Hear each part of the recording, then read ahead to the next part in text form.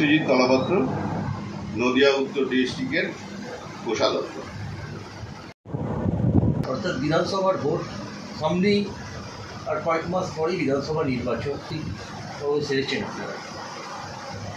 দেখুন, আমরা সবসময় প্রস্তুত, কারণ প্রধানমন্ত্রীর মার্গদর্শনেই আমরা চলছি এবং উনি যেখানেই আসবেন আমরা আমাদের সমস্ত শক্তি নিয়ে, আমাদের সমর্থকদের নিয়ে সেখানে আমরা যাব, যে ওনার বক্তব্য শুনব এবং উনি যেরকম আমাদের নির্দেশ দেবেন সেই হিসাবে আমরা সাংগঠনিক কাজ করব, তবে আমাদের বলবেন আমরা সেইভাবেই লড়ব। দেখা যাচ্ছে কংগ্রেসের সুপ্রিমো মমতা বন্দ্যোপাধ্যায় একদিন আগে, কী বলবেন আপনি? না, বাংলার মানুষ মমতা ব্যানার্জিকে খুব ভালোভাবে চিনে গিয়েছে। এটা শুধু আই ওয়াশ করার একটা উনি প্রচেষ্টা করছেন, আর কিছুই না। যখন বাঙালি হিন্দুরা মার খাচ্ছে, আমাদের মা বোনরা ধর্ষিতা হচ্ছেন, সব জায়গায় উনি পথে নেমে বললেন। এতদিন উনি কিছু শুনতেও পারলেন না, জানতেও পারলেন না। এই যে ঘটছে ওয়েস্ট বেঙ্গলে, উনি সেগুলোও দেখতে পাচ্ছেন না। তো বাঙালি হিন্দুরা সব বুঝে গিয়েছে ওনার এই সব চালে আর কোনো কাজে লাগবে না। 2026-এ বাংলার জনগণ এর উত্তর খুব ভালোভাবে দিয়ে দেবে। দেখা যাচ্ছে যখন কোথায় গেছে, না, এই রাজ্য তো এখন পুলিশই চালাচ্ছে। পুলিশ তো এখন তৃণমূলের ক্যাডার হয়ে গিয়েছে। যেখানে যা করবেন তাদের তো জনসমর্থন হারিয়ে ফেলেছে, তাদের জনসমর্থন একদম তলানিতে যেয়ে ঠেকেছে। সেই জন্য এখন পুলিশ দিয়েই সমস্ত কিছু করাতে হবে, তাছাড়া সাধারণ মানুষ আর আমাদের বর্তমান সরকারের সঙ্গে নেই। এটাই তাই প্রমাণ করে। দেখুন, গ্রাম বাংলায় নারীরা তো সুরক্ষিত নয়। গ্রাম বাংলা কেন, শহরে কোথাও নারীরা সুরক্ষিত না। আজকের দিনে আপনি একটা 8-9 বছরের বাচ্চা থেকে শুরু করে 50 ঊর্ধ্বে আমাদের বয়স্কা মহিলা কেউই সুরক্ষিত নয়।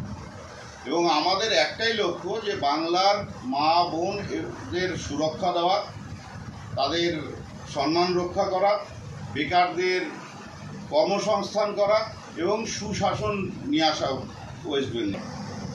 বাংলায় যে দুর্নীতি হয়েছে এটা আর কাউকে নতুন করে বলার মতো কিছু নেই। আপনি যেখানে হাত দেবেন সেখানেই দুর্নীতি। যেখানে আপনি সেই রাস্তা, আপনি যেখান দিয়ে এসছেন, আপনি রাস্তা দিয়ে হেঁটে যান, সেখানেও আপনি দেখতে পাবেন যে দুর্নীতি হয়েছে। তো দুর্নীতিতে ভর্তি। এখানে এইটার বিরুদ্ধেই মানুষের ক্ষোভ উগরে দেবে। 26-এর ভোট বাক্সে তার আপনারা ফলাফল পেয়ে যাবেন।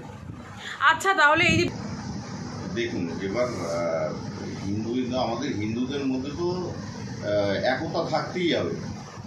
আপনি একতা যদি থাকে তবেই আপনি ঠিকঠাকভাবে চলতে পারবেন, আপনি সমাজে নিরাপত্তা দিতে পারবেন, সমস্ত কিছু। তাই বলে তো আমরা মুসলিমদের বিরুদ্ধে না, কিন্তু যাদের দিয়ে এই সব ঘটনা ঘটাচ্ছে আমরা তাদের বিরুদ্ধে, এবং কেন তাদেরকে দিয়ে ঘটানো হচ্ছে সেইটাই আমরা মানুষকে জানাচ্ছি। এবং তাদেরকেও আমরা বলছি যে দেখো, তোমাদের কোনো আর্থিক সামাজিক কিন্তু উন্নয়ন হচ্ছে না, তোমাদেরকে ইউজ করা হচ্ছে। যাতে ওদেরকে ইউজ না করতে পারে, ওরা যাতে সমাজের মূল স্রোতে থাকে, সেটাই আমাদের লক্ষ্য। আমরা কারো বিপক্ষে না, কারো মানে কোনো ধর্মের প্রতি আমাদের কোনো ইয়ে নেই। আমরা শুধু যারা এই ধর্মকে ব্যবহার করে রাজনীতি করছে আমরা তার বিরুদ্ধে। যে ধর্মকে ধর্মের জায়গায় থাকতে দাও, ধর্মকে দিয়ে রাজনীতি করো না। এবং মানুষের এই যে প্রাণহানি হচ্ছে সমাজে, একটা পশ্চিমবঙ্গে আপনি অন্য কোথাও গেলে পারে পশ্চিমবঙ্গর নাম শুনলে, আপনি পশ্চিমবঙ্গ থেকে আসছেন শুনলেই আপনাকে গালাগালি দেবে, যে এখানে কোনো আইন নেই, ল অ্যান্ড অর্ডার নেই, কোনো কিচ্ছু নেই। এইগুলোর বিরুদ্ধেই আমাদের লড়াই। 2006 দেখুন, পুরো ওয়েস্ট বেঙ্গলের ইয়েটা তো, এটা আমার পক্ষে তো আর বলা সম্ভব না যে কতগুলো কি আসবে ওই ক্যালকুলেশনে। আমরা নদিয়া উত্তর থেকে বলতে পারি যে নদিয়া উত্তর থেকে তো আমরা 4 থেকে 5টা তো আমরা অবশ্যই পাবো। আচ্ছা, দেখা যাচ্ছে প্রকৃত দলকে ভালোবাসে, যারা বিজেপিকে ভালোবাসে, যারা পদ্মকে ভালোবাসে, তারা কোনোদিনই দলত্যাগ করবে না। এবার এখানে দলত্যাগের তো বিভিন্ন কারণ থাকে, অনেকে বাধ্য হয় দল পরিবর্তন করতে, এরকম অনেক ঘটনাই আমরা দেখেছি। যাদের জোর করে নিয়ে যাওয়া হয়েছে আবার তারা পরবর্তীতে চলে এসছে, আবার দল ত্যাগ না করলে তাদের প্রাণে মারার হুমকি, এটা ওটা অনেক ধরনের কাজ করছে। সেই জন্য মানে কে কীভাবে দল ত্যাগ করছে সেটা আগে দেখতে হবে। তাছাড়া কেউ দল ত্যাগ করলেই যে তার সম্পর্কে এটা বলাটা ঠিক হবে না, কারণ পশ্চিমবঙ্গের পরিস্থিতিটা পুরোটাই আলাদা। অনেককে বাধ্য করা হয় দল ত্যাগ করতে। এবার সবারই ফ্যামিলি আছে, আছে, সবারই সামাজিকভাবে কাজকর্ম করে খেতে হয়, যে অনেকজন অনেক ক্ষেত্রেই দলত্যাগ করে। তাহলে অবশ্যই 2026-এ অন্যরকম ভোট হবে এবং ভোটের ফলাফলও অন্যরকম হবে।